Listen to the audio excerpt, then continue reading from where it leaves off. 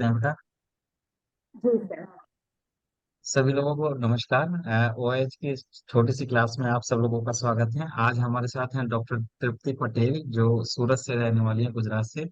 और ये हमें बाई चांस बस हमारी एमडी पीडियाट्रिक्स की क्लास में मिल गई, और इनसे हमने बहुत कुछ सीखा। और थोड़ा बहुत इन्होंने हमसे सीखा। एक अच्छा डिस्कशन रहा, मतलब सुबह 9:30 बजे से लेकर के हम लोग 2:30 बजे तक, 3 बजे तक, जब तक हमारे हम लोग बोल पाए, हम लोगों ने एक दूसरे को सुना। बाकी 6 लोग भी थे।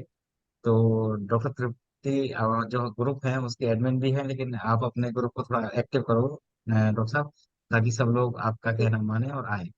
तो आज हम लोग बात करेंगे, क्योंकि इनकी जो एमडी पीडियाट्रिक्स से कर रही हैं, और इनका जो थीसिस है वो मोलस्कम कंटोजियसम पर इन्होंने कुछ रिसर्च करने का मूड बनाया है, और की भी है बहुत सारी। तो मैं चाहता हूँ कि बहुत बहुत स्वागत है तुम्हारा ओआईएच में। ओआईएच का मतलब है orbit institute of applied homeopathy. एक छोटा सा इंस्टीट्यूट है, क्लिनिकल बेस्ड। हम लोग यहाँ प्रैक्टिकल बातें करते हैं, और वो बातें करते हैं जो लॉजिकली ठीक है, जिनके हम प्रमाण दे पाते हैं। मतलब हम लोग सिर्फ हवा में बात नहीं करते कि भाई ये बस ऐसा हो गया, ऐसा क्यों हुआ, इसके बारे में बात करते हैं। तो बहुत बहुत स्वागत है डॉक्टर जी। जी। हमें बताएं कि आज आप क्या पढ़ाना चाह रहे हैं हम। Thank you so much sir. ये आपका बड़प्पन है कि आपने ये मेंशन किया कि आपने हमसे कुछ सीखा, पर ये सच नहीं है सर। हमने आपसे बहुत कुछ सीखा है। हमारे सारे क्वेश्चंस का आंसर आपने दिया है सर, उसके लिए आपका बहुत बहुत शुक्रिया सर। और हमेशा जब भी मिलते हैं आपसे सीखने का मन होता है। जब पहली बार मिले थे तभी से ऐसे लगता था कि जब भी मिले आपसे कुछ ना कुछ सीखे, और हर बार हम कुछ ना कुछ सीखते रहते हैं। Thank you so much for that sir. Thank you, thank you, thank you. तो आज थोड़ा सा हम मोलिस्कम कंटेजियसम के बारे में जानेंगे। तो फर्स्ट पार्ट मैं लेने वाली हूँ, बाकी सर होम्योपैथिक पार्ट लेने वाले हैं, दीपक शर्मा सर। सो मैं यहाँ पे कुछ इमेजेस शेयर कर रही हूँ।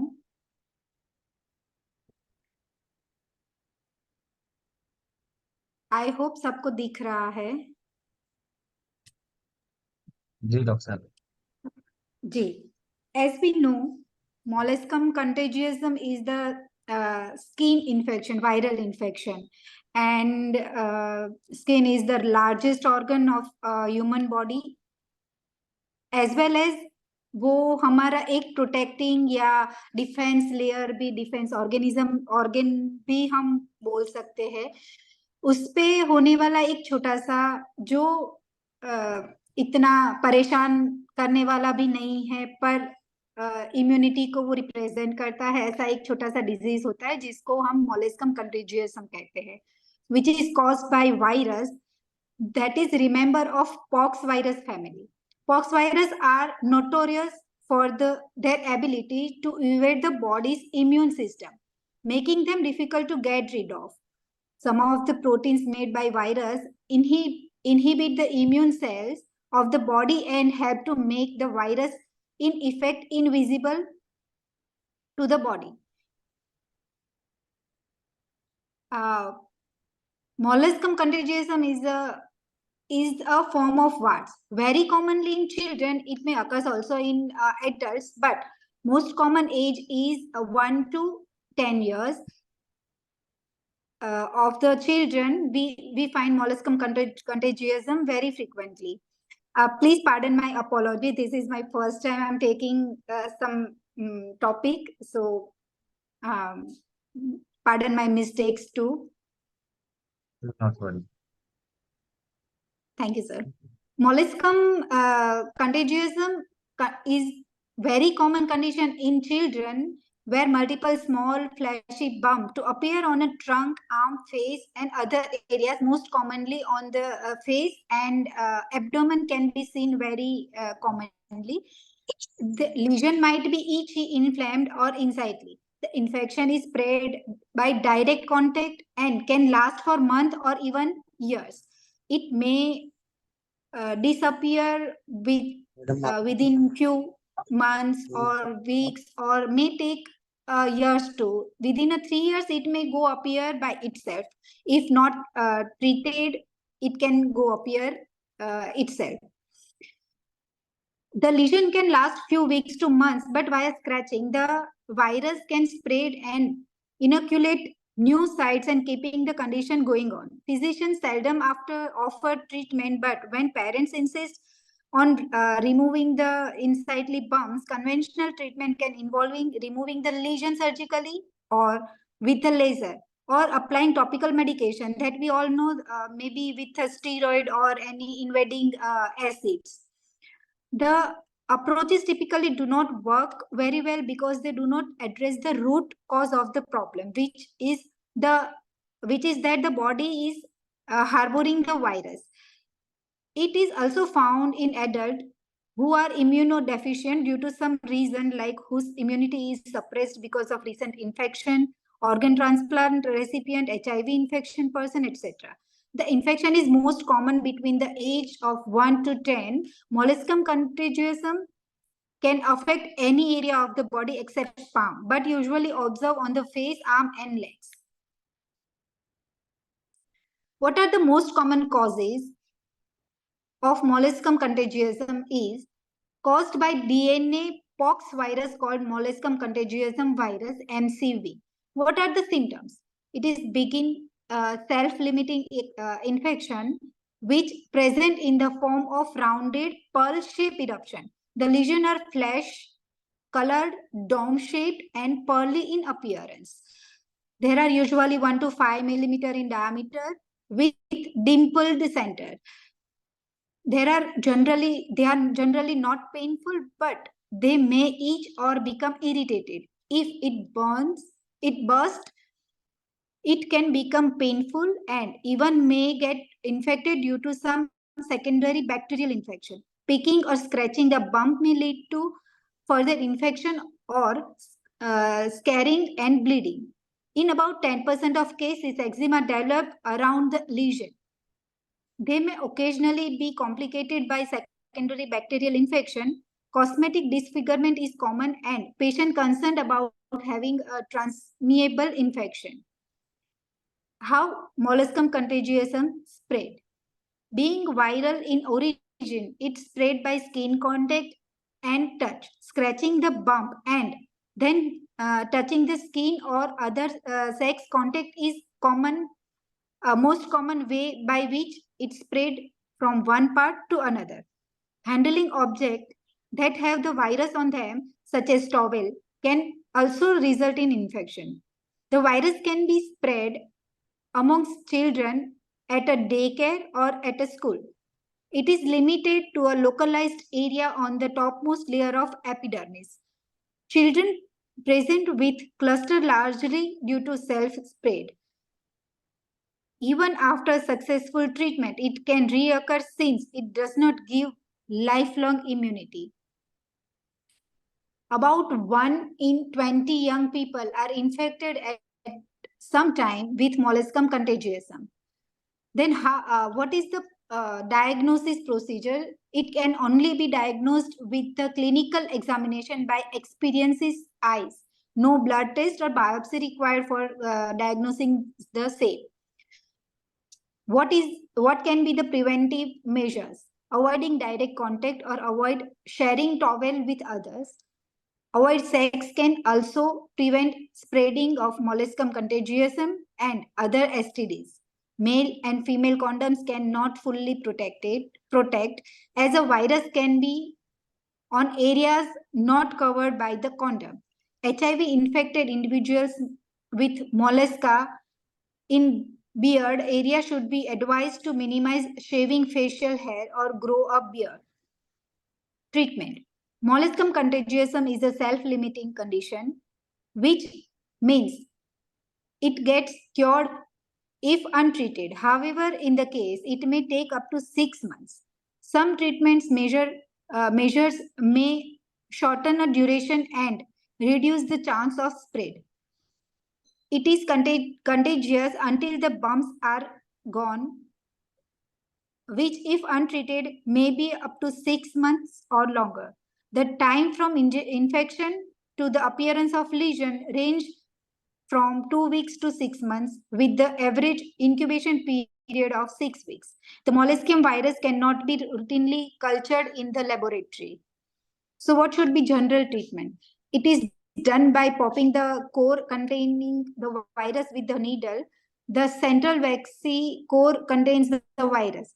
This procedure must be done regularly to prevent multiplying of virus. Once the virus containing head of the lesion has been destroyed, the infection is gone. Surgically, cryotherapy. It involves killing infected cells by freezing them with the pressurized liquid spray, usually liquid nitrogen or nitrous oxide. The procedure is relatively painless and can be performed by any health professionals. The infected cells may be fall off immediately or fade over several days. Laser therapy. Pulse dye laser therapy is treatment of choice where there can multiple lesions. Any surgical treatment requires to be repeated each time new crops of lesion appear. According to Ayurveda, this ailment can be compared with sorry chamkila chamkila, the pathogenesis of the disease due to variation of the vata, that is vata and cough, over the skin cause the development of the disease. Treatment is according to the doshas responsible. All this is the according to Ayurveda treatment, and we all know there is a sure result with homeopathic treatment, and Dr. Deepak Sharma sir will teach us how homeopathic aspect to treat molluscum contagiosum. Thank you so much. Thank you doctor Kirti. लेकिन कुछ cases इकट्ठे किए आपने, मतलब कोई cases देखे अभी तक ऐसे मोलस्कम को? हाँ जी सर, केसेस देखे हैं मैंने। ठीक है, तो पहले जरा अपना एक्सपीरियंस बताओ कि आखिर वहाँ क्या हुआ आपके साथ, मतलब क्या आपने अ, देखा, कैसे अप्रोच सबसे किया? पहले मैंने 10 मंथ्स बेबी का रिसेंटली मैंने आज ही एक फॉलोअप देखा। 10 मंथ्स हम्म, बेबी का था जो 4 महीने पहले मॉलस्कम कंटेजियसम लेके आया था। बेबी गर्ल थी। तो उसको आफ्टर वैक्सीनेशन 1 महीने के बाद मॉलस्कम चालू हुआ था। एंड क्योर वो दिख रहा है क्लियरली कि वो वैक्सीनेशन के बाद में उसका इम्यूनिटी कम हो गया, उसकी वजह से उसको मॉलस्कम हुआ। तो मैंने उसके बेसिस पे और उसका जो मेंटल फिजिकल कॉन्स्टिट्यूशन था, इमोशनल कॉन्स्टिट्यूशन था, उस हिसाब से मैंने सिलेशिया 30 के 1 डोज दे के उसको 2 मंथ्स वेट किया था। फिर मैंने सिलेशिया 200 का 1 डोज दिया था। उसके बाद में सारे मॉलस्कम गायब हो गए उसके। तो आज ही फॉलोअप के लिए आया था। फिर मुझे लगा अभी ट्रीटमेंट का रिक्वायरमेंट नहीं है, तो मैंने उसको फिर आगे कोई मेडिसिन नहीं दिया। ठीक है, गुड। देखिए, सबसे पहले तो हमें ये समझना जरूरी है कि ये जो डिजीज है मोलस्कम कंटोजिएसियन, तो इसके लिए ये तो समझ में आता होगा कि इस एक कॉक्सिस से वायरस की वजह से हुआ। और ये जो जितने भी वायरसेस हमारी बॉडी के अंदर आते हैं उसका एक लिमिटेड पीरियड होता है, और लिमिटेड पीरियड होने के बाद वो वायरस जनरली अपने आप इरेडिकेट हो जाते हैं। अब बात आई कि हम लोग बीइंग होम्योपैथ हम इसको कैसे इंडिविजुअलाइज करें, क्योंकि जहां पर ये मोलस्कम हुआ उसी स्पेयर में बहुत सारे ऐसे लोग होंगे जो लो इम्यूनिटी के साथ रह रहे होंगे, लेकिन वो सबको नहीं हुआ। मतलब किसी का हाथ भी टच हुआ होगा, किसी के टॉवल टच हुए होंगे, किसी के कहीं कोई चीज टच हुई होगी, लेकिन ये हर एक को स्प्रेड नहीं करता। ये कुछ इंडिविजुअलाइज लोग हैं जिनको ये इन्फेक्ट कर रहा है। तो अब जो इंडिविजुअलाइजेशन है, जो होम्योपैथी की बेसिक थीम है, ये बेसिक साइंस की भी एक थीम है। मतलब साइंस भी ये मानती है कि कुछ ही इंडिविजुअल ऐसे होंगे जिनको वो पर्टिकुलर बीमारी होगी। जैसे कोविड के दौरान हॉस्पिटल में सबको कोविड नहीं हुआ, ऐसी मलेरिया हर एक को नहीं होता। हर एक एक ही मच्छर 10 आदमियों को काटेगा भी जरूरी नहीं कि 10 आदमियों को मलेरिया होगा। तो सबसे पहले तो हमें ये बात समझनी है कि ये पेशेंट जो है इम्यूनो कॉम्प्रोमाइज हुआ कैसे। क्योंकि इम्यूनो कॉम्प्रोमाइज होने से तो उसको कुछ और भी दिक्कत आ सकती थी। उसको लो ग्रेड फीवर रह सकता था, उसको डायरिया हो सकता था, उसको हेडेक रह सकता था, उसका पेट खराब रह सकता था। तो लो कॉम्प्रोमाइज पेशेंट का मतलब ये नहीं कि उसको मोलस्कम ही होगा, उसको हर चीज भी तो हो सकती है, उसको कोई और वायरल भी आ सकता है। तो मोलस्कम कहाँ से आया, इसकी हमें बेसिक थीम पकड़नी पड़ेगी। और वो हमें थीम पकड़नी है उनके पेरेंट्स से, या उस बच्चे की उस बिहेवियर से, जो हमें ये बताएगा कि ये साइकोटिक की तरफ है या सेफ्रेटिक की तरफ है या सोइक की तरफ है जनरली। जैसे हर्पीज वायरस है, अगर हर्पीज वायरस अटैक कर रहा है तो वो सिम्प्लिटिक मोड पे जनरली जाते हैं। मोलस्कम जैसे जितने भी लोग हैं वो हमेशा साइकोटिक टेंडेंसी में जाते हैं। तो इसका मतलब ये हो गया कि हमारी जो इंडिविजुअलिटी है वो इतनी गहरी है, इतनी गहरी है कि हमें उसको कैच करना है। ऐसे ही उठा करके हमें वैक्सीन सिर्फ देखा और हमने ठूजा दे दी, हमने कोई और मेडिसिन दे दी। जैसे हमारे यहाँ पे भी एक केस मिस हुआ कि मेरे पास एक फोन आया मेरी दूसरी क्लिनिक से, उन्होंने कहा कि सर ऐसे ऐसे बात है और एक बच्चा ऐसे वार्ड लेकर के आया है और बहुत सारे मसले हैं चेहरे के ऊपर। तो मैंने कहा बेटा अभी तो एक काम करो, आप जो भी उसको समझ में आ रही है तो दे दो। तो जो हमारी जूनियर कंसल्टेंट था एक स्टूडेंट, उन्होंने भागली 200 दे दी। अगली बार जब एक हफ्ते के बाद वो केस आया तो वो जो केस था वो बिल्कुल एकदम एक्सपर्ट हो गया, बहुत सीवियर एग्रेवेशन के साथ आया, सब इरप्शंस में बहुत ज्यादा ब्लीडिंग थी, एक सेकेंडरी इन्फेक्शन भी डेवलप हो गई। क्यों? क्योंकि वहाँ पे खुजा का काम नहीं था। अब क्योंकि मैंने केस को देखा नहीं था, तो यहाँ पे मैं सिग्निफिकेंस समझा रहा हूँ कि आपको पेशेंट को कैसे कैच करना है। हर चीज मोबाइल पे, हर चीज वीडियो कॉन्फ्रेंसिंग पे नहीं हो सकती, और हर चीज को आप सिर्फ टेलीफोनिकली नहीं समझ सकते। तो आपको पेशेंट को कैच करना है, उसको देखना है आराम से, उसके पल्स को देखना है, उसकी बाकी फिजियोलॉजी को देखना है। तो जब मैंने उस केस को देखा तो हमने सबसे पहले जो डिसीजन लिया वो लिया वेलिनम का। क्योंकि वेलिनम एक ऐसे वायरस से मेडिसिन बनी है जो ऑलरेडी पॉक्स फैमिली से आती है।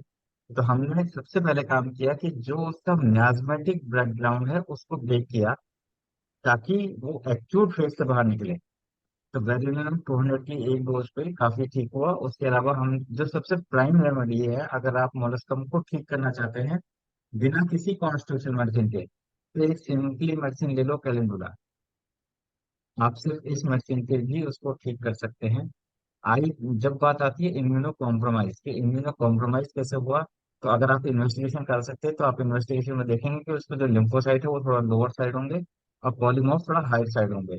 क्यों? क्योंकि जब भी कभी लिम्फोसाइट क्रोनिक डिजीजेज में जब भी कभी लिम्फोसाइट डाउन होंगे तो हमेशा पेशेंट जो है वो इम्यूनो कॉम्प्रोमाइज होगा क्रोनिक डिजीज की तरफ या स्किन की तरफ।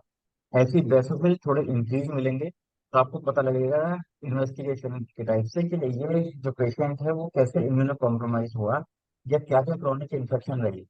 जैसा कि आपने बताया डॉक्टर तृप्ति कि जो पेशेंट आया उसको वैक्सीन के बाद हुआ है ना। जी तो सर। वैक्सीन के बाद क्या हुआ? क्योंकि आप को अगर ये लिखना पड़ेगा कि वैक्सीन के बाद हुआ तो वैक्सीन के बाद क्या हुआ, कोई आपसे ये सवाल करेगा ना कि वैक्सीन के बाद मौसम कैसे आ गया, जी तो क्या जवाब होगा?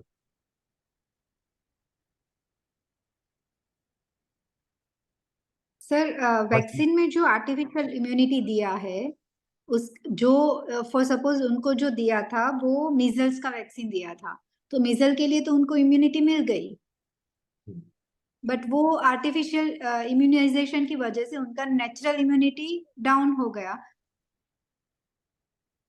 ठीक है। देखो, इस कोड को समझो कि जब वैक्सीनेशन हुआ, जो भी वैक्सीनेशन हुआ वो एक आर्टिफिशियल डोजेस है जो हमारी बॉडी में इसलिए डाली जाती है ताकि उस पर्टिकुलर सब्सटेंस के लिए हमारी बॉडी जो है वो एंटीबॉडीज बना दे। करेक्ट। जी अब सर। होता क्या है कि जनरली कभी कभी किसी भी बच्चे को या किसी भी बड़े को एक जो जितनी डोजेज वायरस की जानी चाहिए, जो एटेन्यूएटेड वायरस की, वो उससे हो सकता है अधिक हो गई है। ऐसे भी तो बहुत सारे बच्चे हैं जो सेम वैक्सीन से कोई रिएक्शन नहीं दे रहे। हम्म। क्यों नहीं दे रहे हैं? क्योंकि उनके लिए वो डोजेज जो है वो परफेक्ट है। लेकिन कुछ ऐसे हम्म। सेंसिटिव बच्चे हैं जिनके लिए जो उस लो एटेन्यूएटेड वायरस की जो कैपेसिटी है या जो उसकी रेंज है वो उससे ज्यादा हो गई, जिसकी वजह से वो ओवर रिएक्ट कर गया। ओवर रिएक्शन में क्या क्या आएगा? नंबर एक, सबसे पहले फीवर आ सकता है। दूसरा, कोई लूज मोशन हो सकते हैं। तीसरा, कोई वॉमिटिंग हो सकती है। पेशेंट जो है वो बच्चा जो है बहुत रेस्टलेस हो सकता है। ये सबसे प्राइम सिम्टम आते हैं जब भी कभी वैक्सीनेशन का कोई साइड इफेक्ट आता है। तो वैक्सीनेशन के साइड इफेक्ट का मतलब है हमारी बॉडी में किसी भी मेडिसिन का जो साइड इफेक्ट है वो जब भी होता है जब वो मेडिसिन हमारे लायक नहीं है। मतलब हमारे पास बहुत सारे ऐसे पेशेंट आते हैं जो कहते हैं कि डॉक्टर साहब मेरे को होम्योपैथी से भी दिक्कत हो गई। क्यों हो गई? क्योंकि उसको हो सकता है होम्योपैथी की जो डोजेज है वो भी ज्यादा हो गई हो। एलोपैथी में डोजेज लेकर के साइड इफेक्ट लेकर के आता है। तो साइड इफेक्ट हमेशा बॉडी में मेडिसिन के जब ही होंगे जब उस बॉडी में उस मेडिसिन की एक्चुअली जरूरत ही नहीं है। हम्म। सेम कि हमारे पास बहुत सारे ऐसे पेशेंट आते हैं कि डॉक्टर साहब हमने बुखार की एक दवाई खाई और बुखार की दवाई लेते ही हमारे शरीर पे रिएक्शन हो गए और रिएक्शन या अर्टिकेरिया पैदा हो गया। तो हो सकता है कि उस पेशेंट को वो जो डोजेस हैं वो बहुत हाइपर सेंसिटिव हो और उतनी डोजेस की जरूरत ही ना हो, तो ये रिएक्शन आती है। तो हमेशा जब भी कभी ऐसी रिएक्शन आएंगी और पेशेंट लो इम्यूनो कॉम्प्रोमाइज होगा, वो तभी होगा जब उसके अंदर कोई आर्टिफिशियल डोजेस या कोई भी ऐसी मेडिकेशन जो एक्स्ट्रा डोजेस में चली गई।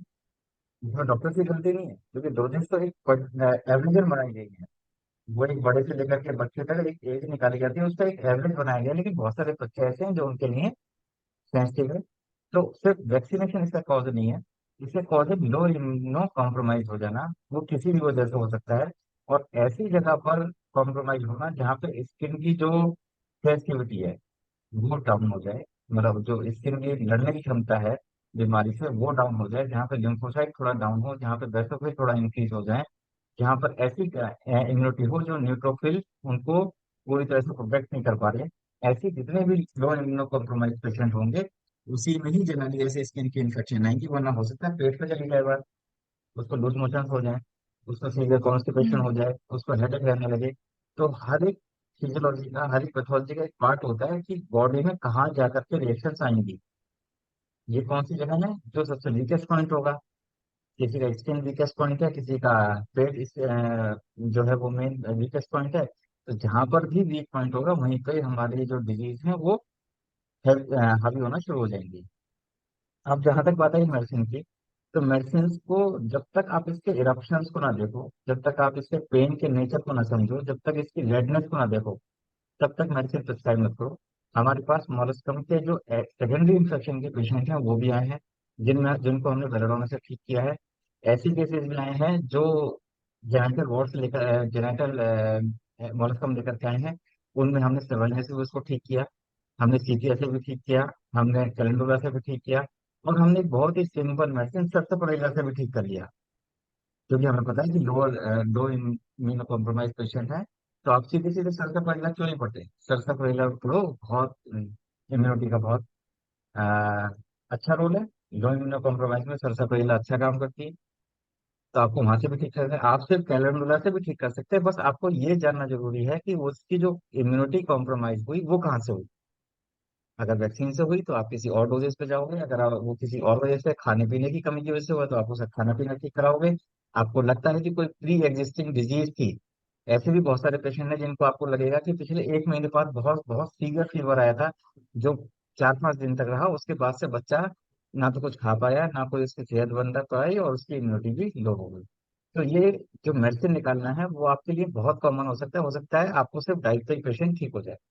तो मोलस्कम भी ऐसे ही है, बस आपको इसको फैलने से रोकना है, आपको दूसरे लोगों से तक ये इसको पहुंचाने से रोकना है। और वायरस का लोड मैंने आपको बताया ही था कि एक पर्टिकुलर वायरस का लोड होता है, जब वो बॉडी में एंटर करेगा बस तभी वो इन्फेक्शन सर्वाइव कर पाएगी। ऐसा नहीं कि सिर्फ एक वायरस गया और एक वायरस ही तबाही मचा दे। क्योंकि उस मोलस्कम हम्म। को ट्रीट करने वाले पैरामेडिकल स्टाफ बाकी सब लोग, उसके घर में उसके मम्मी पापा जो उसके साथ रह रहे हैं, उनको मोलस्कम नहीं हो रहा है।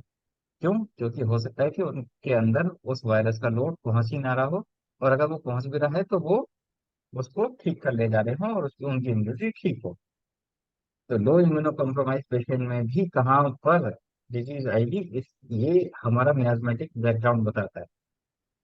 ये वो इंडिविजुअलिटी बताती है कि कहाँ से डिजीज आएगी और कहाँ पर जाएगी और अभी कहाँ पर है। ये बस 3 स्टेप याद रखें, और 3 स्टेप को सुनो।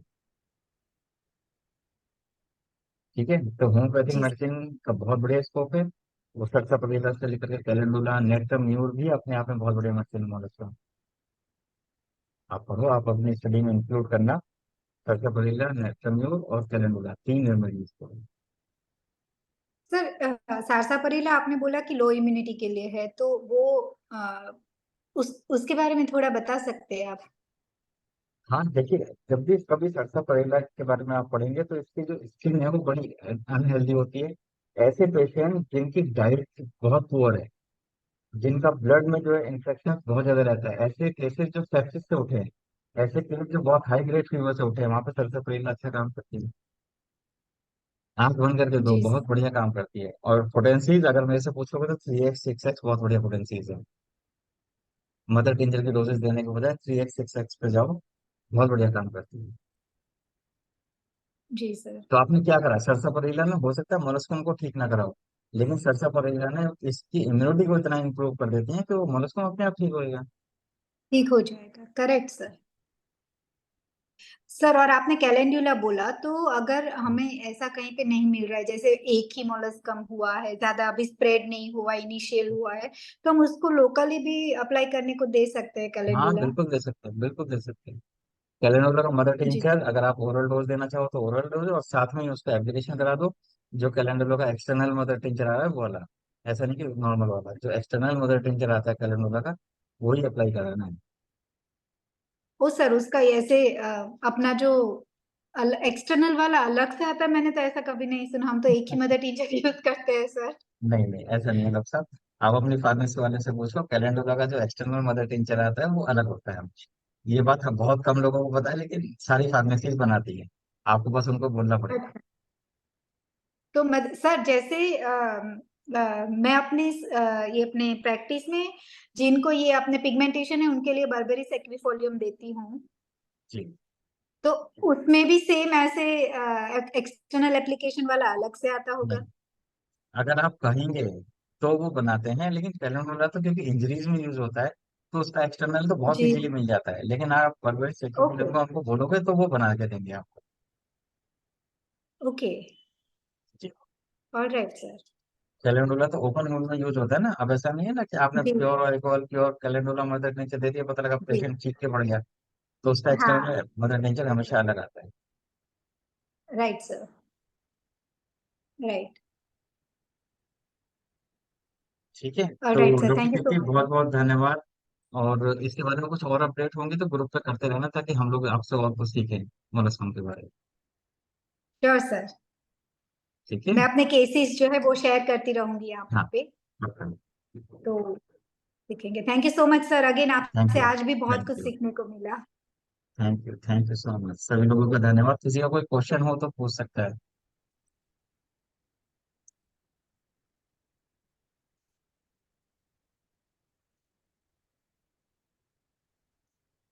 Thank you doctor Abhilasha Verma. Thank you.